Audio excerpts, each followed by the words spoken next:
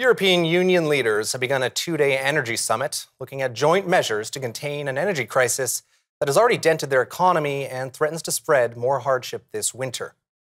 But finding a common answer to the energy crisis, fueled by Russia's war in Ukraine, is proving to be a tall order.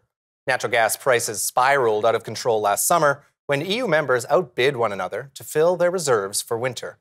Now, EU leaders are looking to pool purchases of gas and set a temporary price cap to make sure an overheated market does not return.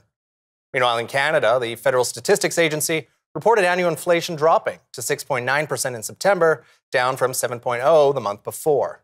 In its latest CPI report, Statistics Canada says lower gas prices resulted in the slight deceleration. Well, joining us now to discuss energy and the markets is Thomas Caldwell, chairman at Caldwell Securities Ltd. Sir, welcome to Forum Daily. Thank you, Nathaniel. So with your experience in capital markets, can you share with us your thoughts about energy?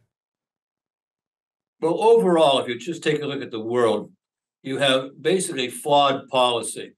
Ideologues and this climate change, religion, move, whatever, have instituted measures right across the world, America, Canada, everywhere else, to diffuse investing, to pull it down in hydrocarbon energy, which is still the most efficient.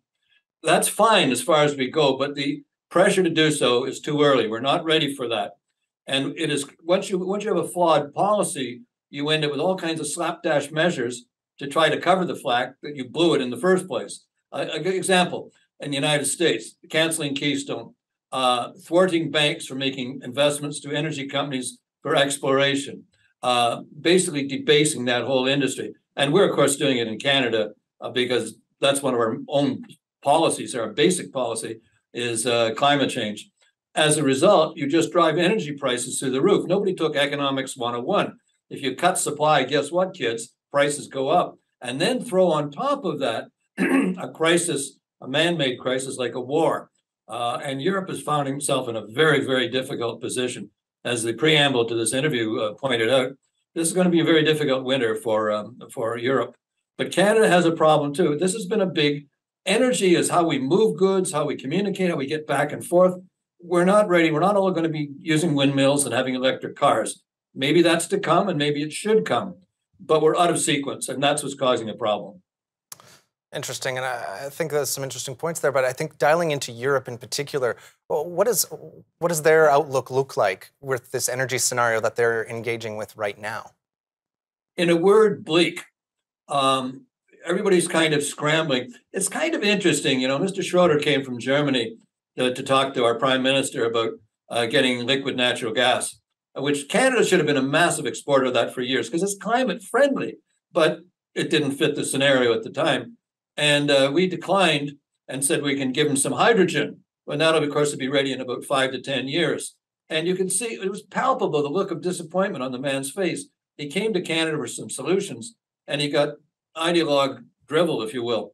The key in Europe right now is that I don't think they can deal with this problem. It's going to be very difficult. They've debased nuclear, and they became reliant on Russia. This pipeline that blew up, clearly, I would be of the opinion Russia was behind it. It's just showing them how vulnerable they are.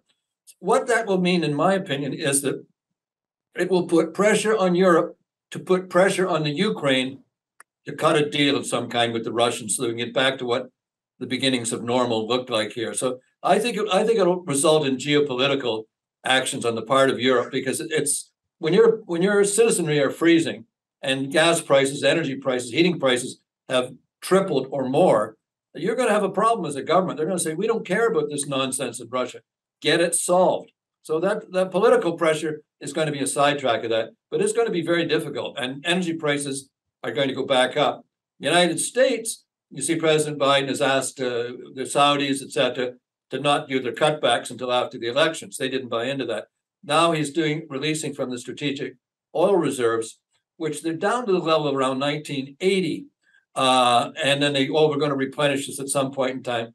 This is a bad time to be doing this because if anything, if we look at the world, war is looming, maybe a bigger, maybe a wider one. That reserve should be built up. So there's all these artificial policies trying to cover basically a flawed strategy.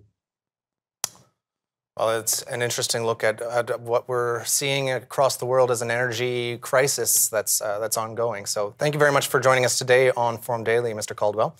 You're very welcome. Thank you very much. We'll be right back after a short break, and when we return, it'll be time for Forum Daily's weekly market update with Catherine Murray, the host of The Buck Stops Here. So stay with us. We'll be right back after a short break.